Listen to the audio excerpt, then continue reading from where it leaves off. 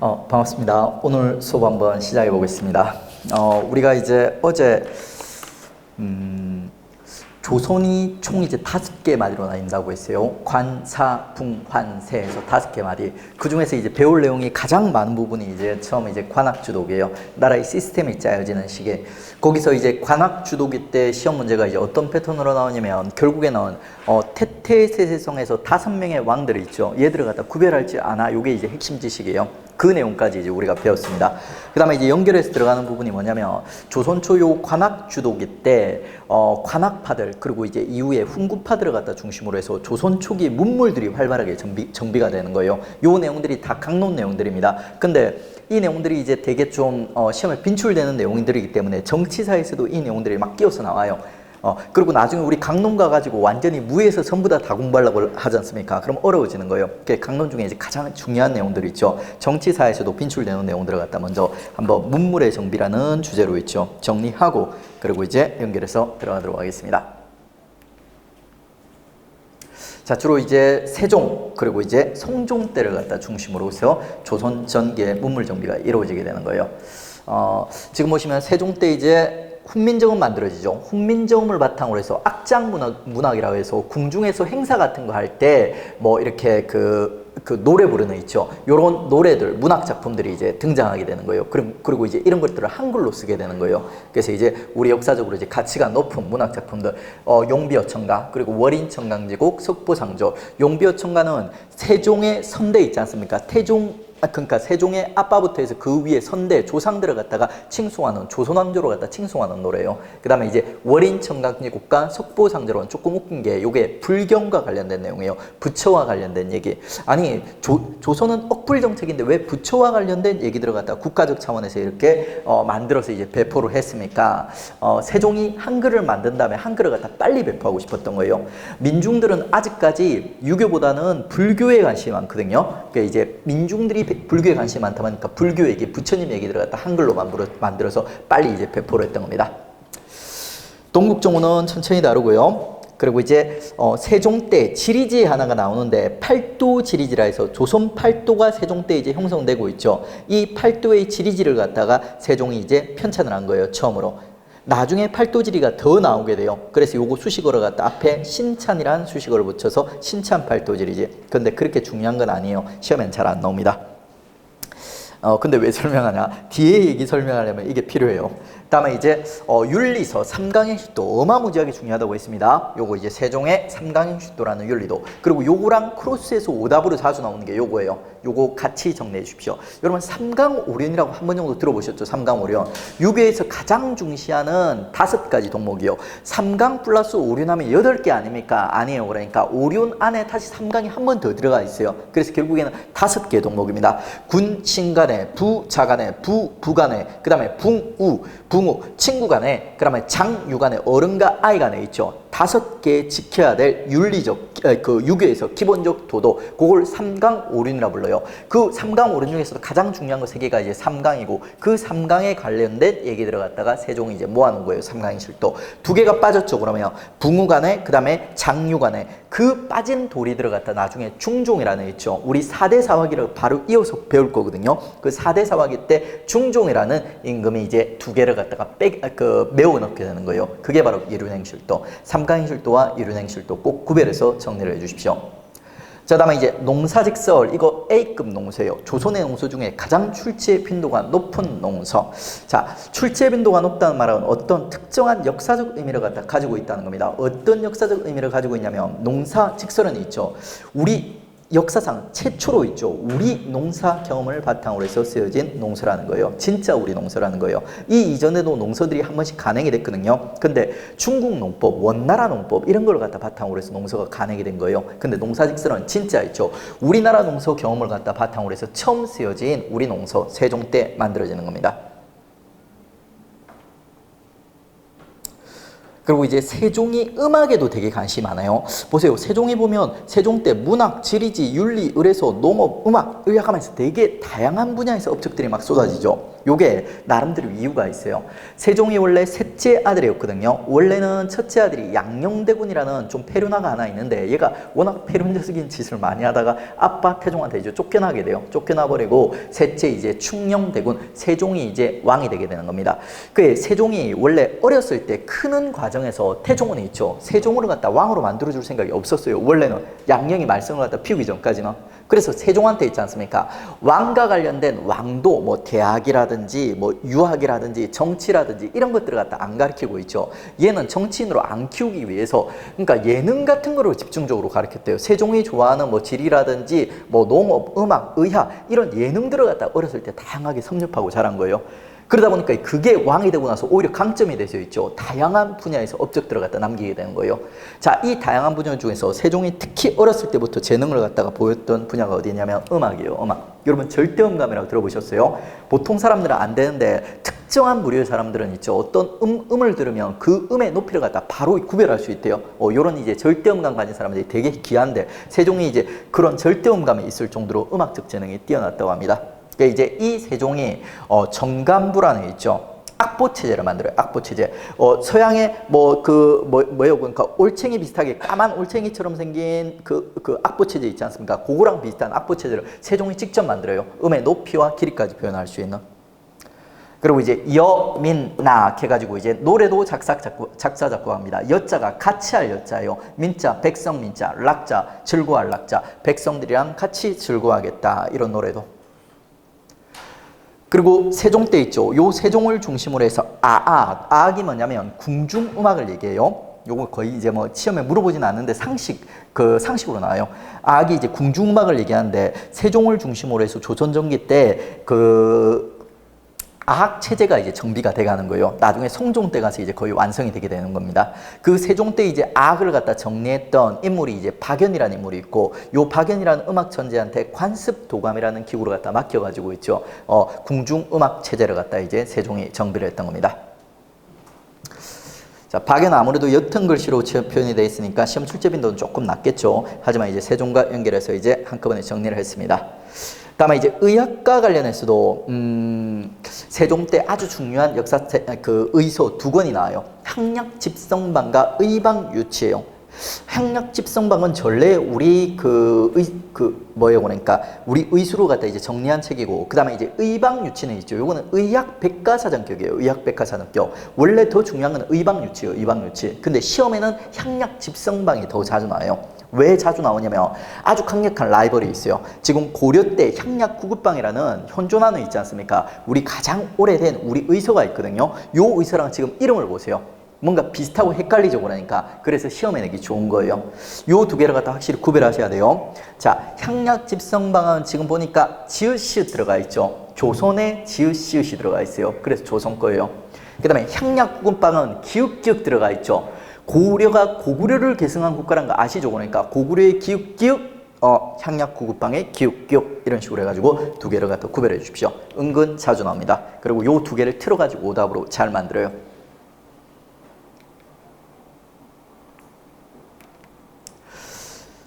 자, 그리고 이제 성종이 중조할아버지 세종한테 나름대로 이제 세종으로 갖다 롤 모델로 삼고 세종한테 나름대로 라이벌 의식을 느꼈어요. 그래가지고 이제 성종이 있지 않습니까? 세종 못지않게 문물 정비를 갖다 또 활발하게 하게 되는 겁니다.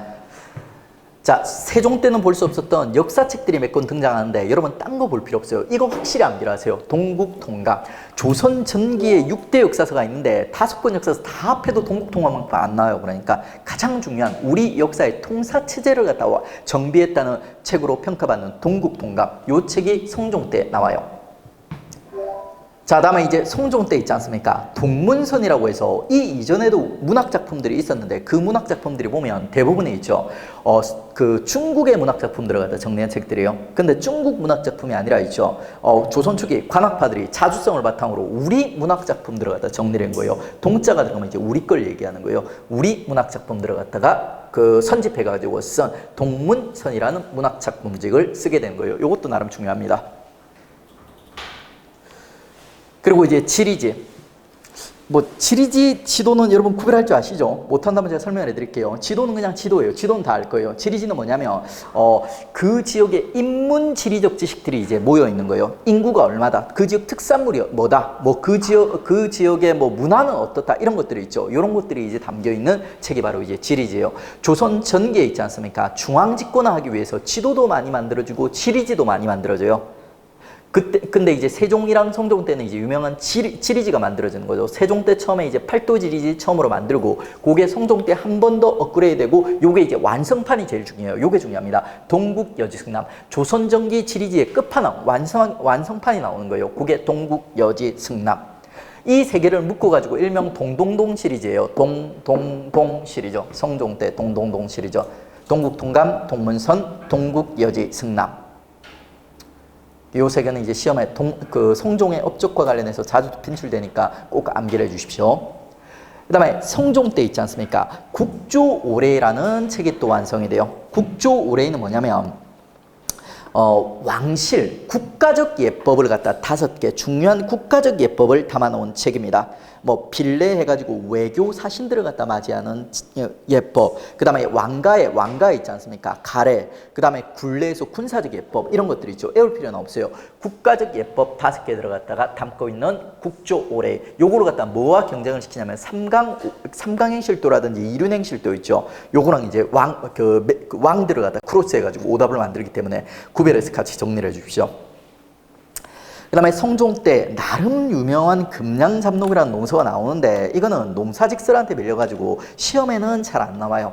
금량잡록도 얘가 갖는 역사적 의미가 농사직설이랑 비슷한 거예요. 우리 농서, 우리 경기 지방의 농사 경험을 바탕으로 쓴 농서인데 이미 농사직설이 전대에 나왔지 않습니까? 그래서 농사직설에 밀려가지고 잘 안 나와요. 하지만 이제 성종 때 가끔 출제되는 애 있죠.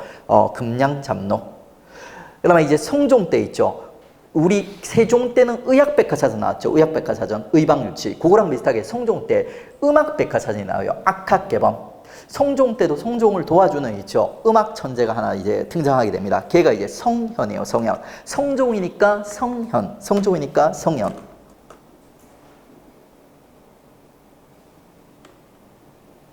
얘가 이제 악학개범이라는 음악백과사전을 갖다가 성종 때 이제 완성을 시키는 모습을 보여줍니다.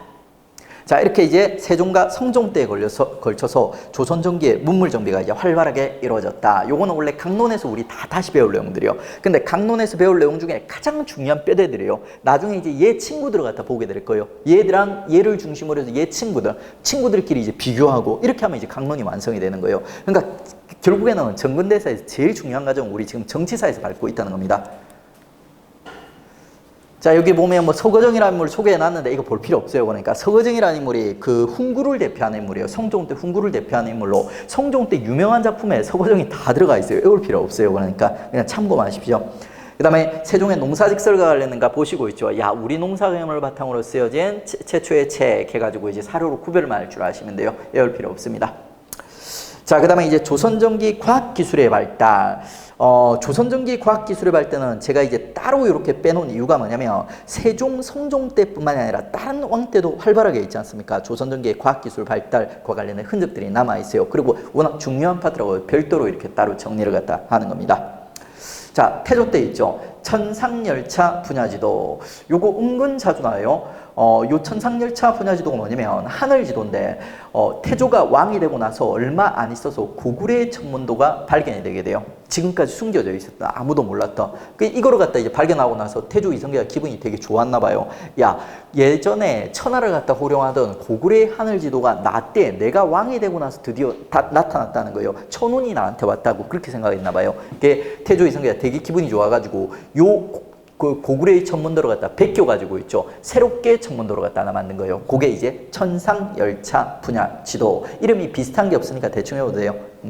그다음에 태종, 주자소, 조지소, 개미자. 태종과 세종 때 인쇄술, 조선전기의 인쇄술이 이제 거의 완성이 되게 되거든요. 그래 요 두 명의 인쇄술 발전을 구별할 줄 알아야 된다고 했습니다. 태종은 이미 지읒 개미안 하면서 제가 암기하는 팁 알려드렸고요. 그 다음에 이제 세종 거를 들어가 볼게요. 세종은 있죠. 세종 때도 뛰어난 글자체가 여러 개 나오는데 이 중에서 가장 뛰어나고 중요한 글자체가 갑인자예요. 그러니까 우리 5천년 역사상 가장 뛰어난 임금이 누구예요? 그러니까 세종이죠. 그러니까 갑인 임금 세종 때 있죠. 갑인자라는 뛰어난 글사체가 나오게 됩니다.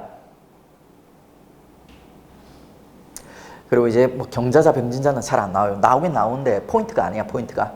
아직까지 엑스트라. 그리고 암기한 팁도 있습니다. 일단 스킵하십시오. 그리고 이제 식자판식 있죠. 요거는 인쇄 활자, 글자와 판이 있거든요. 활판이 있거든요. 활판을 갖다 결합하는 방식을 세종이 업그레이드 시킨 거예요. 이전에는 밀랍이라 해서 촌농 비슷한 거 있지 않습니까? 그걸 통해서 붙였다 뗐다 이렇게 했거든요. 근데 이제 그런 방식이 아니라 세종이 조립식 형태로 홈을 만들어 가지고 있죠. 조립식 형태로 업그레이드를 시킨 거예요. 그게 식자판식입니다. 그게 식자판식.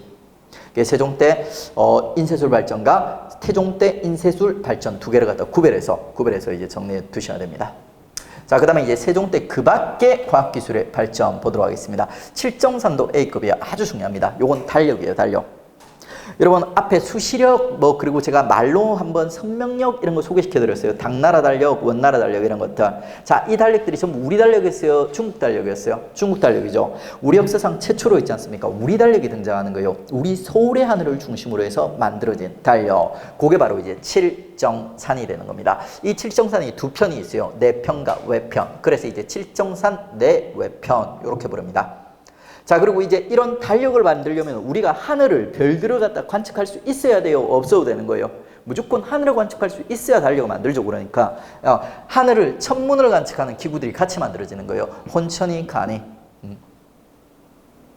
그리고 이제 이렇게 천문을 관측하면서 하늘을 관측할 수 있다 보니까 이제 시계도 만들어지는 겁니다. 자경로, 요는 물시계, 앙불구, 일해시계. 루자를 류자, 흐를 류자로 기억을 해서 물시계, 그 다음에 일자 해가지고 해시계, 이런 식으로 이제 구별하시면 돼요. 그 다음에 추구기는 워낙 유명하죠. 깡통이에요, 깡통. 구리로 만든 깡통이에요. 구리로 만든 깡통으로 있죠. 그 강수량을 갖다 측정하는 추구기, 이런 것들 전부 세종 때 만들어지게 됩니다. 자, 다음에 이제 세조 때는 있지 않습니까? 이거 엄청 지엽적인 거예요. 요것만 확실히 보세요. 토지 측량 기술 있지 않습니까? 세조 때 이미 강조를 했어요. 인지와 규형이라는 있죠. 토지를 갖다 측량하기 위한 기구들이 이제 발전되었다. 이거 은근 시험에 자주 나온다고 했습니다. 꼭 기억을 해두십시오. 전부 다 이제 강론에서 배울 내용 미리 이제 예습하고 있는 거예요. 가장 중요한 것들은. 천상열차분화제도와 관련된 사료고요. 요거는 이제 사진입니다. 대충 봐두시면 돼요. 다음 문제 풀어보겠습니다. 세종 때 정치와 문화에 대한 설명으로 옳지 않은 것은 훈민저금이 창제되어 백성에게 보급됨으로써 민족 문화의 발달의 계기가 되었다. 맞아요? 틀려요? 맞죠? 훈민저금이 우리 한글 얘기하는 거예요. 그 다음에 광범위한 여론조사를 거쳐서 전분, 육등, 연분, 구등 공법을 시행하였다. 어때요? 제가 이거 이해할 필요는 없는데 단순 암기해달라고 했죠. 세종 때 토지개혁이 있었고 그 공법이 전분, 육등과 연분, 구등으로 구성되어 있다. 그 다음에 얘 정치사적 함의는 있죠. 여론조사, 18만 명에 달하는 여론조사를 거쳐서 실시했다. 그 다음에 육조 직계제를 처음으로 실시하여 왕권과 신권의 조화를 바탕을 둔 유교정치의 실행을 도모하였다. 맞아요, 틀려. 육조 직계제는 누구의 힘을 강화시키는 거예요? 왕의 힘을 강화시키는 거. 세종은 뭘 실시했어요? 육조 직계제를 비판하면서 있지 않습니까? 의정부 서사제를 실행했어요. 그러니까 틀린 거. 그 다음에 이제 국산약재 소개하는 향약집성방, 그리고 이제 의학 백과사전의 성격을 지닌 의방유치가 편찬되었다. 어떻습니까? 정확하죠? 요거 만약에 오답선지로 구성한다면 요거를 갖다가 향약구급방으로 바꿔요. 향약구급방. 요런 식으로 이제 오답을 구성하게 된다는 거 기억을 해 주십시오. 공부를 좀 하게 되면 어느 정도 이제 기출을 갖다 많이 풀다 보면 오답을 어떤 패턴으로 출제하는지를 갖다 알게 돼요. 그리고 이제 실제로 시험장에 들어가지 않습니까? 그러면 거의 여러분이 알고 있는 오답 패턴이 한 70%, 80%가 나요. 그러면 우리는 아주 정확하게 빠르게 실수 안 하고 풀 수가 있어요. 나머지 한 10%, 20%가 좀 변형돼서 출제되거든요. 그 부분만 에너지 집중해가지고 있죠. 기본 실력 가지고 조금 응용한다든지 이런 식으로 해서 푸시면 있죠. 거의 만점 가까이 나올 수 있습니다. 자, 다음에 이제 조선 성종 연간에 편찬된 서적으로 옳지 않은 것은 국조 오레이. 맞아요, 틀려? 맞죠? 그 다음에 동국통감 어때요? 동동동 시리도 동국통감 동문선, 그 다음에 이제 동국여지 승남 이렇게 있습니다. 그 다음에 이제 악학개범 어때요? 이것도 맞죠? 이륜행실도는 누구 거예요? 중조. 그러니까 이륜행실도, 삼강행실도, 국조 오레이를 갖다 구별할 줄 알아야 돼요. 요 세 개를 갖다 이제 경쟁시켜서 또 문제가 많이 구성되고 있습니다. 자, 이렇게 해서 이제 우리 드디어 이제 조선의 이제 관악 주도기 완전히 이제 마무리했습니다. 그러면 이제 두 번째 마디 들어야 되겠죠. 두 번째 마디는 이제 4대 사화기. 전반적인 분위기는 우리 관악 주도기 마지막 성종 때 성종이 훈구를 견제하기 위해서 사림들을 불러오르는 거 보셨죠? 그 사림들이 이제 본격적으로 이제 훈구들이랑 이제 경쟁을 하는 거예요. 경쟁. 근데 경쟁함에도 불구하고 힘이 더 센 거는 훈구예요. 훈구. 훈구가 이제 영의정, 자의정 같은 제3급 자리들은 타장하고 있어요. 그럼 사림들은 어디에? 언론 3사 있지 않습니까? 언론 3사를 중심으로 해서 이 훈구들을 갖다 비판하는 역할을 갖다 맡고 있었던 거예요. 그러다 보니까 이제 훔센 훈구들은 사림이 마음에 안 들어. 이 뭐 어디서 족보도 없는 것들이 맨날 이제 왕 앞에서 내 뒷담화만 까고 있는 거예요. 그래가지고 이제 훈구들이 있죠. 사림을 갖다 4차례 때리는 사건들이 사림 등장기에 나오게 되는 겁니다. 그 사건들을 갖다 우리는 사림이 화를 입었다 해서 사화, 그 사화가 이제 총 4차례가 나오게 되는 거예요. 그 4차례 사화를 갖다 중심으로 해서 사림 등장기를 우리가 잡아보도록 하겠습니다. 자, 4개의 사화가 총 있죠. 무오사화, 갑자사화, 기묘사화, 을사사화. 그리고 이제 요 무오갑자사는 그 유명한 폭군 연산군 때 등장했고요. 그 다음에 기묘사는 아까 우리 이륜행실도 보셨죠. 그 충종 때 등장했고, 그 다음에 이제 을사사는 명종이라는 애 있죠. 마마보이 때 등장하게 돼요. 그러니까 요 4개의 사화를 갖다 우리 캐릭터를 잡아가지고 구별하고 순서를 잡을 줄 알면 요 파트 문제는 풀 수가 있습니다.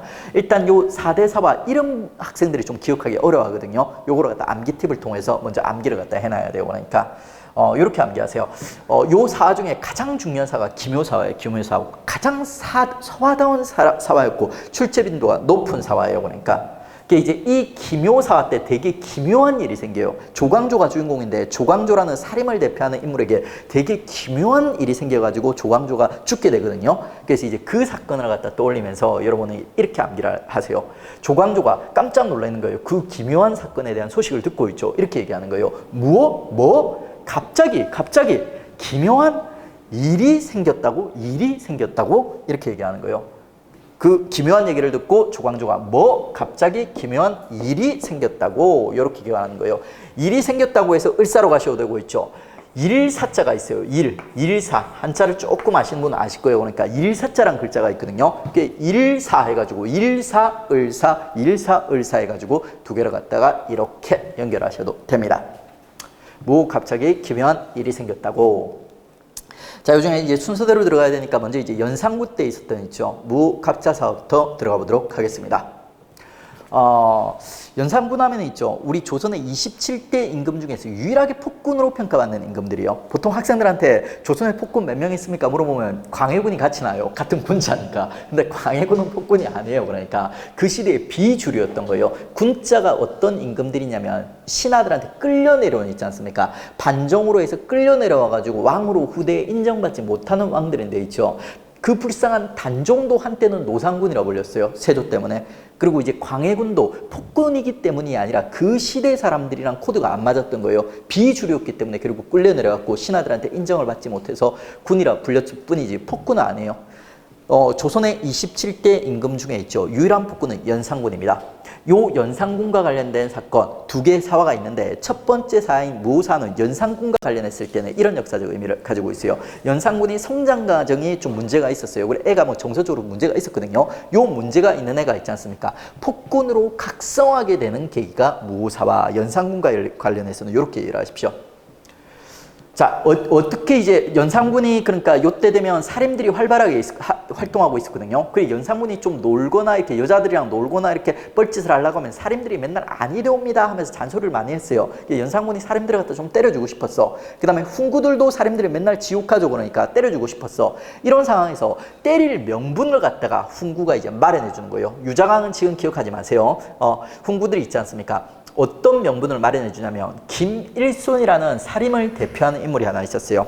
요 인물이 있죠. 성종의 실록, 아빠, 연산군의 아빠인 성종의 실록에 다 있지 않습니까? 사초를 기록했는데 그 사초에 어떤 내용이 담겨 있었냐면 김일손의 스승 김종직이라는 인물이 있어요. 요 둘이 구별해서 기억을 하세요. 둘 다 중요한 인물이에요. 김종직은 제가 성종에서 한번 소개시켜드렸어요. 성종 때 사림들을 갖다가 주도했던 인물로 제자를 엄청 많이 키웠다고 했습니다. 그 제자들이 나중에 4대 사화기에 말썽을 피운다고 했어요. 그 말썽꾸러기가 바로 김일손이 되는 거예요. 이 김일손이 스승 김종직이 쓴 있죠. 조의제문이라는 글을 성종실록에 실었던 거예요. 요게 문제가 됩니다. 요 제의제문이 뭐 하는 글이냐면 있지 않습니까? 세조를 욕하는 글이에요. 세조. 그러니까 연산군의 증조 할아버지 있지 않습니까? 세조를 욕하는 글이에요. 조의제, 중국의 의제의 죽음을 갖다 애도하는 건데, 중국 의제가 누구한테 죽냐면 자기가 삼촌처럼 믿고 따르던 항우라는 장사가 있었거든요. 그 장사를 믿었는데 항우가 의제를 갖다 배신해버리고 강에다 호수에다 퐁당 빠뜨려서 죽여버리는 거예요. 그래서 이 조의제문, 의제의 죽음을 애도하는 요 글을 쓴 이유가 뭐냐면 결국에는 세조가 단종을 죽인 거를 갖다 아울러서 애둘러서 비판하기 위해서 이 글을 갖다 쓴 거예요. 이 글을 갖다가 성종의 실록에 성종의 실록에 김일손이 실어버렸던 거예요. 그리고 이제 이 사실을 갖다 훈구들이 있지 않습니까? 훈구들이 알려줬던 거예요. 연산군한테. 야, 그 사람들이 너네 증조 할아버지 욕하더라 하면서 이제 알려준 거예요. 그랬더니 이제 드디어 연산군이 있지 않습니까? 사람들을 갖다 혼내줄 수 있는 명분을 갖다 얻은 거예요. 그래서 이제 김일손을 비롯한 있죠. 김종직 이런 사람들을 갖다 다 처단해버리는 거예요. 김종직은 이미 죽어 있었거든요. 부관 참시에서 그 관에서 사람을 갖다 꺼내가지고 머리를 자르는 이런 모습까지도 잔인한 모습까지도 보여주는 거예요. 그리고 이제 이 사건을 통해서 폭군 연산군이 이제 피맛을 알게 되고 완전히 폭군으로서 이제 각성하게 되는 거예요. 그리고 이제 이 폭군이 된 연산군이 업적, 여는 연산군은 업적이 없어요. 전부 그러니까 폭정이에요. 폭정. 그 폭정과 관련된 키워드 정리해놨습니다. 여러분 흥청망청 쓴다 이런 말 들어보신 적 있죠? 요 단어를 갖다 연산군이 만들었어요. 연산군이 채용사, 채청사 애울 필요 없어요. 전국의 기생들을 모집하는 2개 기구를 만들어가지고 기생들을 모집해서 성균관 하면 뭐 하는데요? 그러니까 국립교육기관이죠. 여기를 갖다가 클럽으로 만들어서 여기서 모인 기생들이랑 같이 놀았던 거예요. 유흥장으로 만들어서. 진짜 폭군은 폭군이에요. 조선에 이런 임금이 없습니다. 그랬더니 이제 신하들 난리 나겠죠. 그러니까 아니 되옵니다. 난리 날 거예요. 그러니까 그랬더니 이제 협박하는 거예요. 신하들한테 신엄패란 걸 착용하라고 해요. 나무로 만든 패인데 그 나무에 뭐라고 적혀있냐면 야 함부로 말하지 말라는 거예요. 그러다 너만 목이 날라는 게 아니라 너네 집 사람들 다 죽을 수도 있다면서 협박을 하는 거예요. 신엄패. 그랬더니 신하들이 함부로 이제 말을 못해요. 그러니까 못하는 대신 자기 하고 싶은 말을 갖다 어떻게 표현하냐면 벽에다 걸어요. 벽에다 백성들도 읽을 수 있게 있지 않습니까? 한글로 써서 벽에다 거는 거예요. 그랬더니 이제 연산군이 한글 자체를 갖다 사용을 못하게 해요. 그게 언론 차단. 언로랑 언론이랑 똑같은 말이에요. 그리고 이제 신문고 폐지. 연산군은 북 두드리는 거 싫어요. 백성들이 억울한 일이 있든 없든 관심이 없습니다. 그러니까 신문고도 이제 폐지시켜버리고. 이렇게 이제 연산군이 폭정을 일삼다 보니까 있죠. 우리 그 조선을 갖다 상징하는 3대 대도, 조선의 3대 문제가 있거든요. 요 3대 대도 중 첫 번째 대도 문제야 홍길동이 등장하는 거예요. 홍길동 실존 인물입니다. 요 정도 이제 연산군의 이제 폭정과 관련된 키워드로서 정리를 갖다 해주십시오. 그리고 이렇게 이제 피맛을 알게 되는 있죠. 폭군으로서 완전히 각성한 연산군이 있죠. 이제 찾는 거예요. 야, 또 어떻게 피를 한번 볼 수 있는 사건이 없을까 하면서 이제 기다리는 거예요. 기다리다 드디어 이제 건덕지를 갖다 또 찾는 거예요. 찾아가지고 이제 연산군이 또 갑자기 이제 신하들을 갖다 때리는 거예요. 그게 바로 이제 갑자사화입니다. 연산군이 성장 과정이 무난하지가 못했어요. 왜 문제가 있었냐면 연산군 엄마가 윤씨가 있는데 이 윤씨가 쫓겨났던 거예요. 왕비에서. 그리고 쫓겨나고 나서 사약을 받아서 죽게 돼요. 연산군이 되게 어릴 때거든요. 연산군이 처음에 몰랐던 거예요. 그러니까. 근데 나중에 연산군이 이 사건을 갖다 알게 됩니다. 연산군 엄마가 이렇게 좀 비참하게 죽다 보니까 연산군이 어렸을 때 할머니라든지 계모 밑에서 되게 눈치를 보면서 자랐던 거예요. 근데 나중에 이제 다 알게 된 거야. 내 엄마가 누군가에게 모함을 당해서, 모함 당한 것도 아니야. 얘가 성격이 나빠서 죽은 거예요. 얘 성격 엄청 더럽습니다.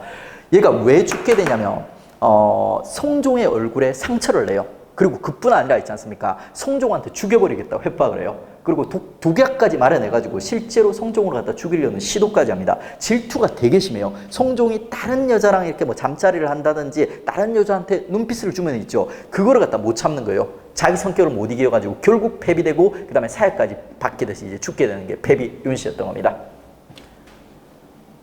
그래서 이제 연산군이 이 패비윤 씨 죽음과 관련된 사건을 갖다 알게 되고 있지 않습니까? 그 사건과 관련된 사람들, 주로 이제 훈구 계열이에요. 훈구 계열들을 갖다 제거하는 겁니다. 그리고 이제 이 사람들을 제거하는 과정에서 평소 지한테 잔소리하던 있지 않습니까? 사림들도 같이 때렸던 거죠. 그래서 이제 사화가 돼요. 근데 이거는 순수한 사화가 아니에요. 사림들이 사림답게 행동하다가 맞은 게 아니라 훈구들끼리 막 싸우다가 이제 훈구들이 죽어가는 과정에서 사림들도 그냥 같이 맞은 사건이라서 요거는 이제 중요도가 조금 떨어지는 덜 순수한 사화예요. 그래서 출제 빈도는 조금 낮다 이렇게 보시면 돼요. 그리고 이제 이 시기 때 이제 김갱필이라고 해가지고 역시 김종직의 제자예요. 김종직의 제자 이제 김일소는 무사 때 죽고 있죠. 그다음에 이제 김갱필은 무사 때 유배 갔다가 그다음에 이제 갑자사 때 사약을 받아서 죽습니다. 둘 다 이제 나름대로 유명한 인물이니까 연결해서 기억해 주십시오. 자, 그리고 이제 갑자사와 이후에 연산군이 계속 미쳐 날뛰는 거예요. 그러다 보니까 결국 원래는 연산군 편이었던 훈구들 있지 않습니까? 연산군을 이용했던 훈구들조차도 더 이상 연산군을 갖다 못 받아주겠는 거예요. 그래서 결국 애들이 있지 않습니까? 반정을 일으키는 거예요. 반정은 신하가 왕을 갖다가 바꾸어버리는 거예요. 중종 반정에서 연산군의 이복 동생이 있거든요. 중종을 갖다 왕으로 세우고 연산군, 폭군 연산군을 갖다 쫓아내버리는 겁니다. 자, 그러고 나서 이제 이복 동생 중종이 왕이 됐어요. 여러분이 중종이라면 기분이 좋았을까요? 나빴을까요? 야, 우리 미친 형 밑에서 언제 죽을지 모르는 상황이었는데 어느 날 한순간 내가 왕이 되는 거예요. 그러니까 기분 좋았겠죠. 초기에는 중종 되게 기분 좋았어요. 근데 시간이 지날수록 기분이 좀 묘한 거예요. 그러니까 야, 그래도 내가 왕인데 이런 생각이 드는 거예요. 훈구들이 있지 않습니까? 왕 대접을 안 해주는 거예요. 왕 대접을 너무 무시하는 거예요. 개무시하는 거예요. 내가 왕인데. 그래서 이제 중종도 있지 않습니까? 야, 이 훈구들을 갖다 어떻게든 견제해야 되겠다는 생각을 하게 되고 있죠. 성종을 따라하게 됩니다. 성종이 어떤 방법으로 훈구를 견제했습니까? 지방의 사림들을 불러서 훈구를 갖다 견제했죠. 그 방법을 똑같이 쓰게 되는 거예요. 자, 이 지방의 사림들을 갖다가 주도했던 인물이 조광조, 사림을 대표하는 가장 사림다운 인물이라고 평가받는 인물이에요. 조선의 3대 교과 중 하나로 평가받는 아주 유명한 인물이니까 꼭 기억을 해주세요. 중종이 지읒지읒 들어가죠. 조광조가 지읒지읒 들어가요. 그래가지고 둘이 커플로 딱 기억을 해주십시오. 정말 사림다운 기억을 갖다 얘가 이제 추진하는 거예요. 왕도 정치와 공론 정치. 왕도 정치가 이제 뭔지 아시죠, 여러분들? 윤리와 도덕을 갖다 중심으로 한 유교적 이상 정치를 얘기하는 거예요. 그 다음에 이제 공론 정치는 여러분 모를 거예요. 이제 붕당 정치라는 이런 거 보면 우리가 계속 알아가야 됩니다. 공론이란 게 뭐냐면 지방의 사림들의 여론이에요. 목소리라고 그러니까 지방 사림들의 목소리를 갖다 중앙에서 이제 반영하는 정치를 갖다 공론 정치라고 부릅니다. 그 다음에 혈양가라는 건 뭐냐면 조선에서는 기본적으로 관리를 갖다 과거를 통해서 뽑게 되거든요. 근데 예외적으로 있죠. 천거를 이용해가지고 개혁 세력들을 갖다 보충을 했던 거예요. 왜? 사림 세력이 약하니까 그 혈양가라는 천거제를 실시해서 사림 세력들을 갖다 좀 보충을 했던 겁니다. 조금 예외적인 현상입니다. 그 다음에 이제 향약이라는 게 등장하는데 여러분 유양소 기억나십니까? 지방 향촌에 있는 사림들의 근거지가 유양소라고 했어요. 유양소. 근데 이 유양소 자체가 하나의 암기법이라고 그러니까 이 유양소를 시작으로 해가지고 사림들의 향촌에 3개의 무기가 등장하게 되거든요. 첫 번째 등장한 게 유향소가 되어버리는 거예요. 그 다음에 두 번째가 바로 향약이에요. 향약. 여기 나오는 향약. 자, 이 향약이 뭔지는 우리 조선 정치사 끝나면서 정확하게 소개시켜 드릴게요. 일단은 향약이라는 사림들의 무기 있죠. 무기를 갖다 조광조가 처음 실시했다. 그리고 점차 확산되어 갔다. 이렇게 기억을 하십시오. 그 다음에 이제 마지막에 이제 서원이라고 해가지고 사림들이 만드는 있지 않습니까? 향촌의 사립학교예요. 요건 설명하기 쉬워서 지금 미리 설명해 드립니다. 약간 글씨가 변형돼요. 소자가 이제 소가 서는 거예요. 소가 서서 서원이 돼요. 향약. 아주 중요한 키워드니까 꼭 기억해 주십시오. 유양소.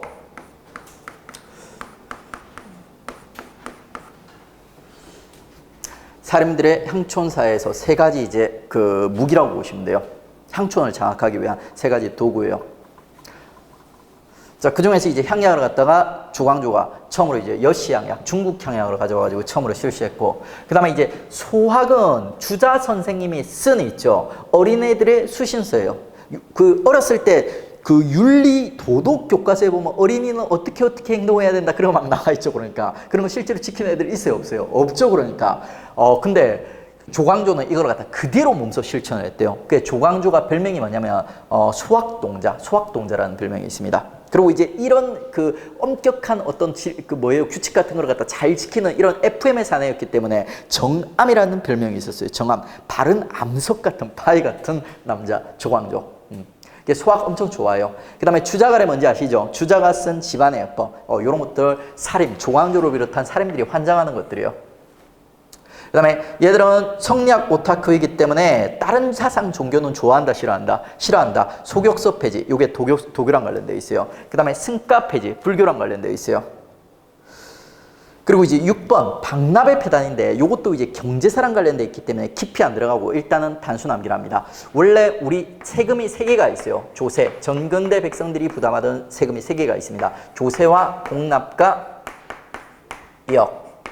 조세는 토지세, 공납은 그 지역의 특산물을 바치는 세금이에요. 그 다음에 역은 노동력을 제공하는 거예요. 군역이라든지 노역 정도, 요역 이런 식으로. 근데 요 박납의 폐단은 뭐냐면 특산물을 바치는 공납과 관련된 폐단을 얘기하는 거예요. 그 폐단이 조선 전기의 백성들을 가장 괴롭히는 폐단이었어요.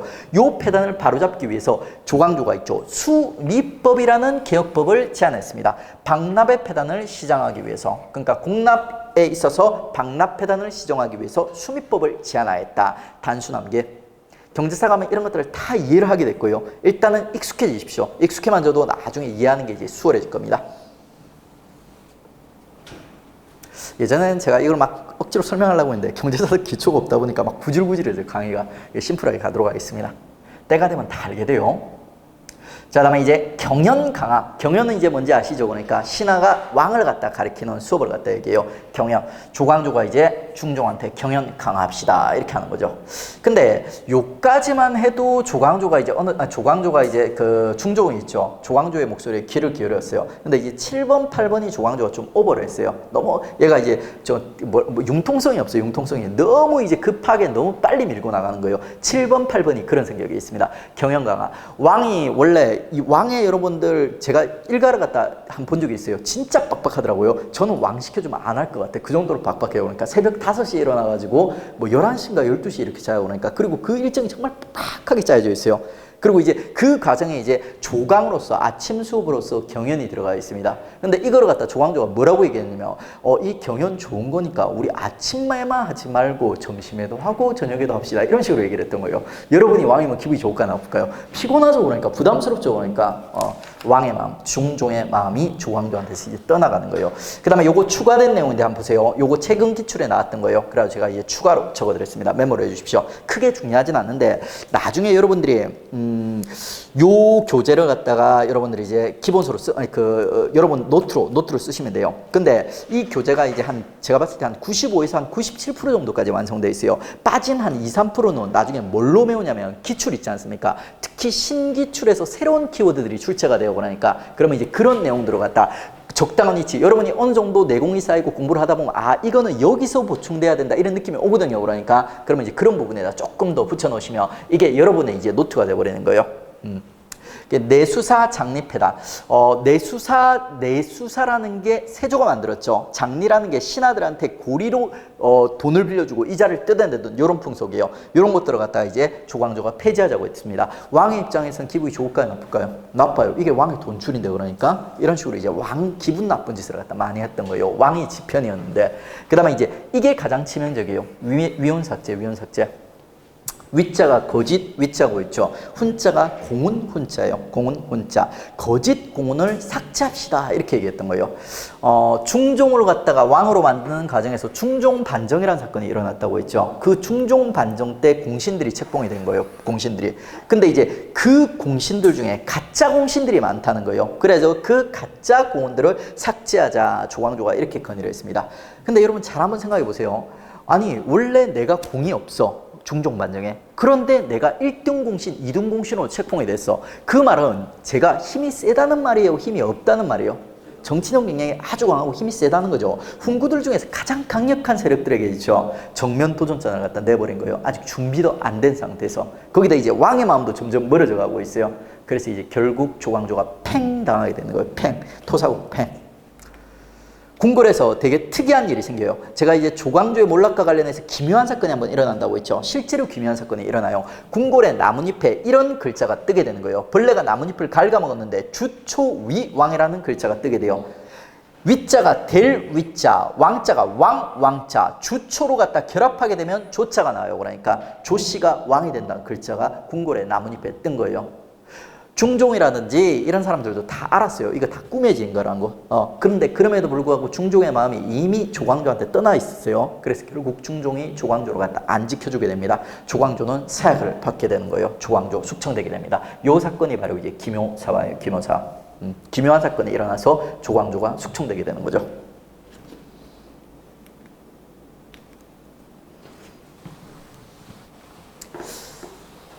자, 그리고 이제 마지막 사화, 이제 을사사화 가겠습니다.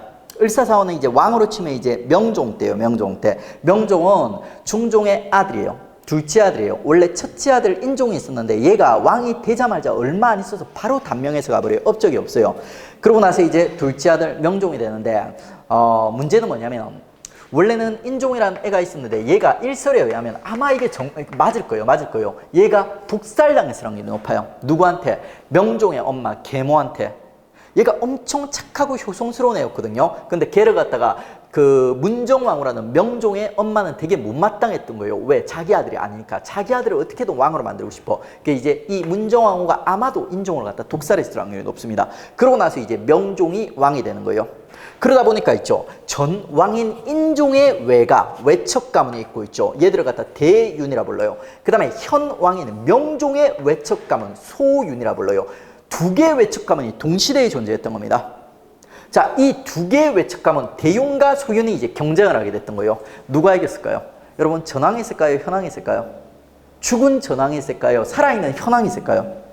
살아있는 현황이 세겠죠. 그러니까. 그래서 결국 소윤이 명종의 외갓집이 이제 이기게 되는 거예요. 그러고 나서 이제 소윤 계열이 대윤 계열을 쥐잡듯이 잡는 겁니다. 그 사건이 이제 을사사화예요. 을사사화. 그리고 이제 이 을사사의 중심에 있었던 인물은 일단은 명종의 엄마 문정왕후라는 여자예요. 아주 악명 높은 여자입니다.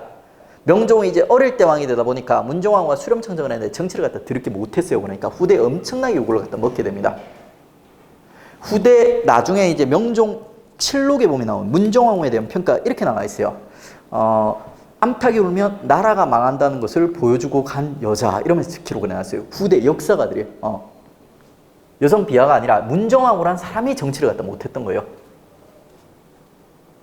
그리고 이제 이 문정왕후의 동생인 윤원형이라는 인물이 있어요. 얘가 이제 을사사화의 그 주역입니다. 얘가 이제 대운을 갖다 쥐잡지 때려잡은 거죠.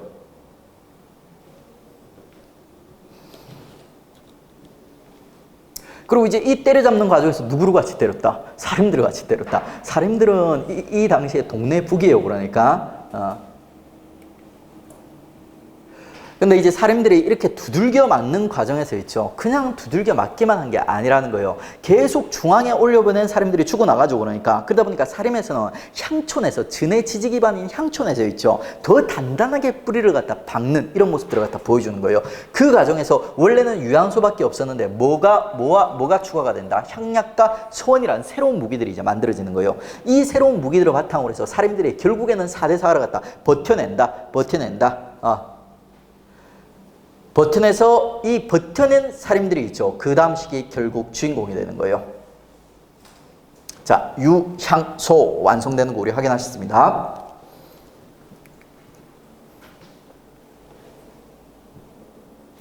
자, 그리고 이제 이 4대 4와 관련된 사림 등장기에 문제가 조금 어렵게 나올 때 심화 주제 중 하나가 있죠. 조선에 이제 3대 대도 중 2명이 4대 4가 나오거든요. 그래가지고 요 시기 때 여기서 그러니까 조선의 3대 대도와 관련된 기본적인 지식 정리하겠습니다. 요것만 정리하세요. 일단 조선의 3대 대도가 홍길동과 임꺽정, 장길산. 여러분 한 번쯤 들어보셨죠? 그 다음에 얘들을 갖다 일단은 있죠. 기본 강의에서는 왕이랑만 연결해요. 연산군이라는 문제아 때 있죠. 홍길동이라는 첫 번째 문제가 등장해요. 그 다음에 명종이라는 문제아 때, 명종이 문제하기보다는 명종 엄마 문종하고 문제가 많았어요. 그러다 보니까 이제 임꺽정이라는 두 번째 문제에 등장한다.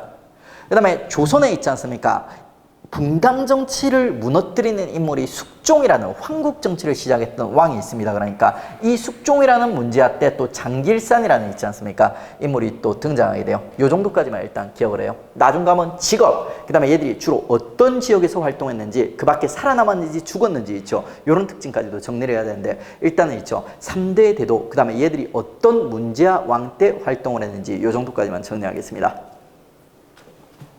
다음에 이제 4대 사화기 때 좀 고난도 문제 유형 중에 하나가 4대 사화를 갖다 4대 사화기를 4대 사화를 중심으로써 풀어가는 게 아니라 왕들을 중심으로 해서 구별하는 문제 유형이 있어요. 근데 그거는 이것도 지금 못 다뤄요. 그러니까 연산군은 폭정밖에 없으니까 구별하기 쉽고 있죠. 그 다음에 인종은 업적이 없어요. 그냥 지워버리면 돼요. 결국 이제 4대 사화기 왕들을 갖다 구별하는 문제가 나오면 중종과 명종 둘이만 이제 구별해주면 돼요. 근데 대부분 지식들이 있죠. 요것들이 이제 중급 이상의 지식으로서 요거는 이제 강론을 갖다 배운 다음에 우리가 다룰 수 있는 지식입니다. 그러니까 문제의식만 가지고 있으세요. 4대 사화기에 4대 사화를 중심으로 구별하는 기본 문제용이 있고, 그 다음에 왕들, 중종과 명종을 구별하는 문제용도 있다. 나중에 이제 강론을 배우고 나면 우리가 이 내용을 정리해야 된다. 이렇게 잡아두십시오. 문제 풀어보겠습니다. 이게 이제 기본 유형이에요. 4대 사화를 중심으로 해서 4대 사화 이제 순서 잡는 문제. 다음 사건을 일어난 순서대로 나열한 것은 김종직의 무덤을 파헤쳐 시신을 참수하였다. 김종직과 관련된 사화 무슨 사화예요? 첫 번째 사화 뭐 사화. 그 다음에 조광조와 관련된 사화 무슨 사화? 기묘사화. 그 다음에 명종을 해처리했다는 이유로 윤임 일파가 몰락하였다. 윤씨 명종 때 윤씨끼리 싸웠던 사화 무슨 사화예요? 그러니까 을사사화, 일사사화 해서 을사사화. 그 다음에 연산군 생모 윤씨의 폐비 사건에 관여한 살인을 갖다가 몰아내었다. 요거는 폐비 윤씨는 뭐 갑자사화죠. 갑자. 이런 식으로 해서 뭐 갑자기 기묘한 일이 생겼다고 순서를 갖다 잡으시면 돼요.